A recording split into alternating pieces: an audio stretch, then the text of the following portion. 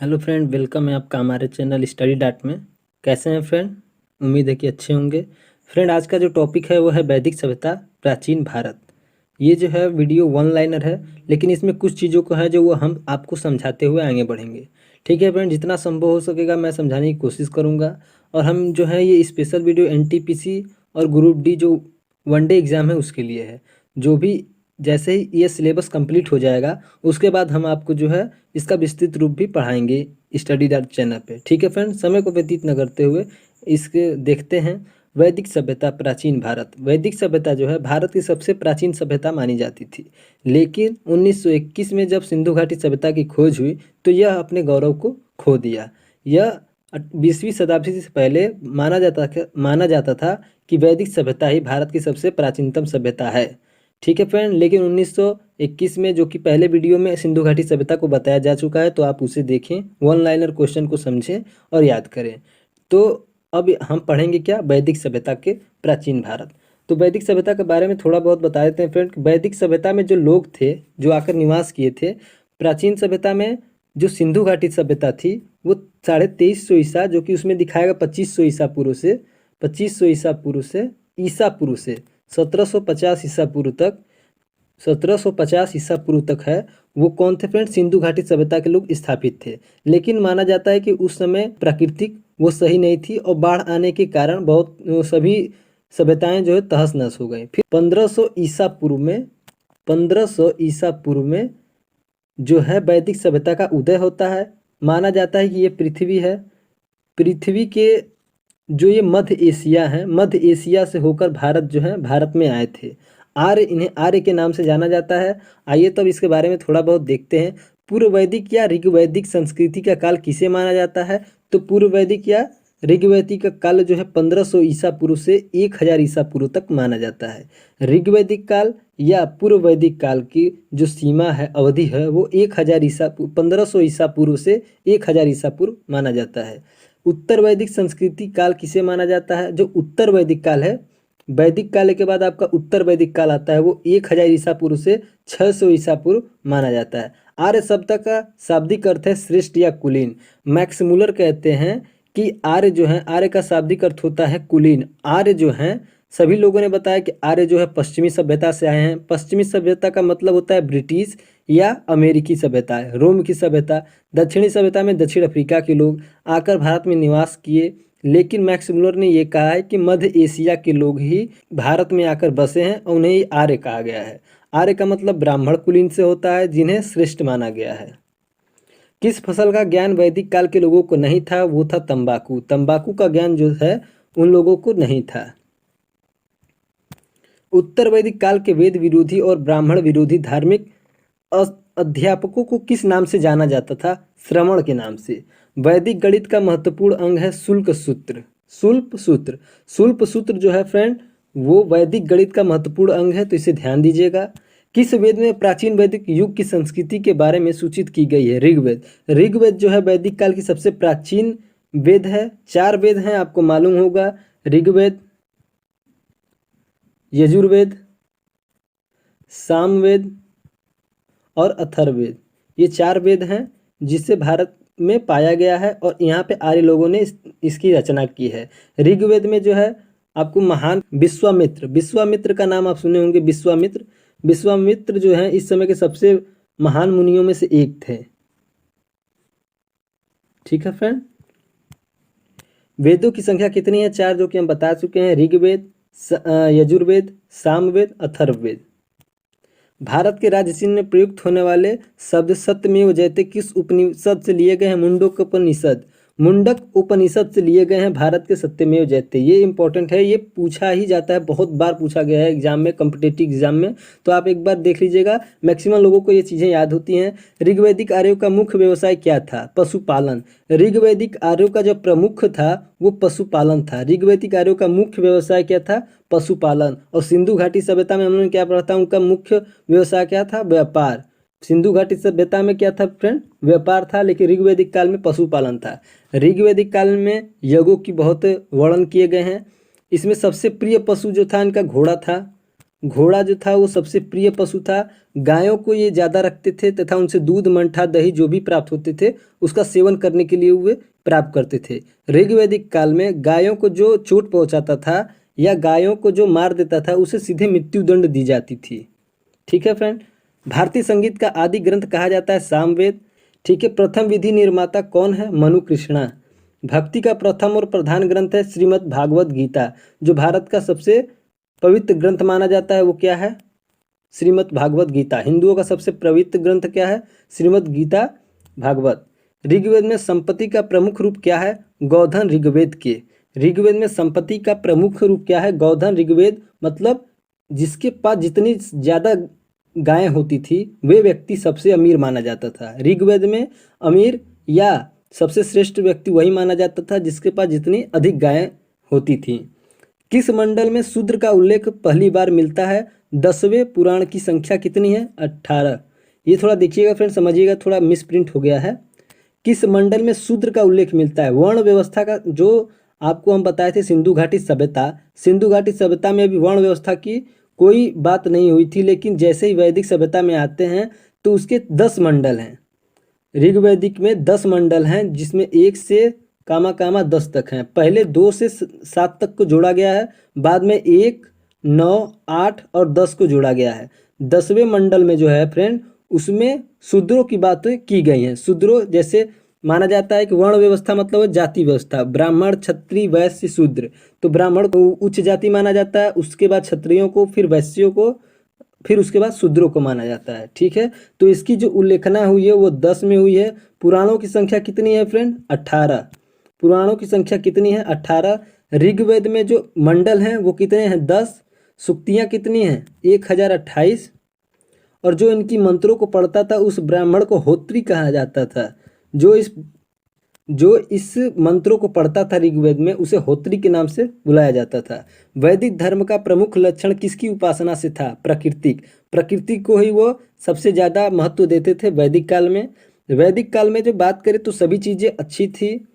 कहाँ से किस तरीके से परिवर्तन हुआ उसके बारे में देखेंगे। सिंधु घाटी सभ्यता में फ्रेंड जो है मातृसत्तात्मक थी। मातृसत्तात्मक मतलब ये होता है कि जो आज के वर्णन है जैसे बहुत से राज्यों में है कि सत्ता जो है जैसे पिता है, पिता का धन जो है वो उसके पुत्र को मिलता है। लेकिन मातृसत्तात्मक क्या होता है कि उसके धन जो है उसकी पुत्री को मिलता है। जैसे माता हो गई, माता की जो बेटी होगी या बेटे होंगे तो बेटे को नहीं मिलेगा, उसकी पुत्री को मिलेगा। फिर उसका धन जो है उसकी पुत्री को मिलेगा। जब पुत्री को धन का विवरण मिलता है उसका हकदार होती है जब स्त्री जाति का धन पे अधिकार होता है तो उसे क्या कहते हैं? मातृसत्तात्मक। जब पुत्र का धन पे अधिकार होता है उसे पितृसत्तात्मक कहते हैं। आज सिर्फ भारत में सिक्किम ऐसा राज्य है जहाँ पे मातृसत्तात्मक है, बाकी भारत में हर जगह पितृसत्तात्मक की व्यवस्था की गई है। किस देवता के लिए ऋग्वेद में पुरंदर शब्द का प्रयोग किया गया है? तो है इंद्र शूल्पसूत्र। शूल्पसूत्र जो है वो रचना है जिसे एक कवि ने लिखा है, आपको बताएंगे। किस देवता की सबसे ज़्यादा व्याख्या हुई है ऋग्वेद में? तो वो पुरंदर के नाम से इंद्र की हुई है। सबसे प्रिय जो देवता थे ऋग्वेद में वो इंद्र थे। उसके बाद अग्नि थे। अग्नि को जो है माना जाता था कि ये मनुष्य और ईश्वर के बीच का संदेश पहुंचाते हैं, इसलिए अग्नि की भी पूजा की जाती थी। किस विषय से संबंधित पुस्तक है? वो ज्यामिति से। अस्तोमा सद्गमय कहाँ से लिया गया है? ऋग्वेद से। अस्तोमा सद्गमय कहाँ से लिया गया फ्रेंड? तो ऋग्वेद से लिया गया। आर्य भारत में बाहर से आए और सर्वप्रथम बसे थे पंजाब में। पंजाब जो है आप देखेंगे, आपको थोड़ा चित्र हम मैप बनाकर दिखाते हैं। 1 मिनट फ्रेंड। ये जो फ्रेंड है मान लीजिए भारत का निचली दक्षिणी सीमा है और ये जो है गुजरात है। तो ये जो भी पाकिस्तान में आते हैं ये सभी क्षेत्रों को जो ऊपर से पढ़ते हैं उनको क्या कहा जाता है? पंजाब। लेकिन वो पाकिस्तान में चले गए इसलिए प से उसका नाम स्टार्ट होता है। पंजाब की भी एक कथा है कि पंजाब उसे क्यों कहा जाता है, तो हम आगे के चैप्टर में जब मौर्यकालीन पढ़ेंगे तो उसमें हम आपको बता देंगे कि पंजाब क्यों कहा जाता है। तो इसे क्या कहा गया है कि आर्य भारत में बाहर से आए और सर्वप्रथम कहाँ बसे थे? तो पंजाब में, क्योंकि वो पहला पड़ाव जो था उनका यहीं पे था, इसीलिए यहीं पे बसे थे। वो कहाँ से आए थे? मध्य एशिया से।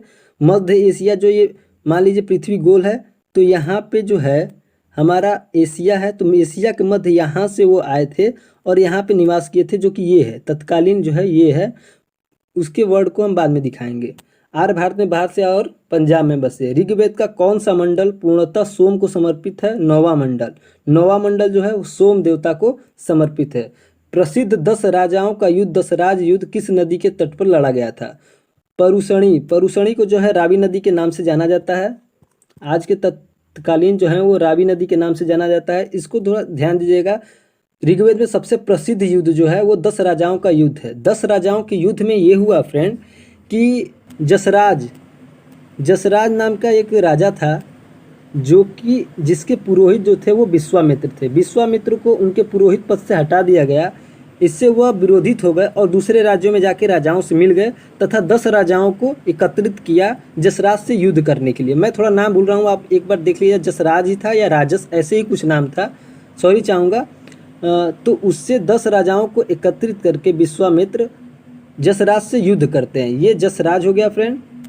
जसराज अकेला रहता है जो विश्वामित्र को उनके पद से हटा देता है। किससे? पुरोहित पद से। पुरोहित पद में वो जो है 10 राजाओं से जसराज के लिए युद्ध करने के लिए उत्साहित करते हैं। वो परुशणी जो भारत के पश्चिमी सीमा रावी नदी के किनारे युद्ध होता है, उस युद्ध में जसराज अकेले ही इन 10 राजाओं को हरा देता है तथा विश्वामित्र को उनके पद से हटाकर उन्हें बहिष्कृत कर देता है। ये जो है बहुत ही ऋग्वेद में सबसे प्रसिद्ध घटनाओं में से एक है।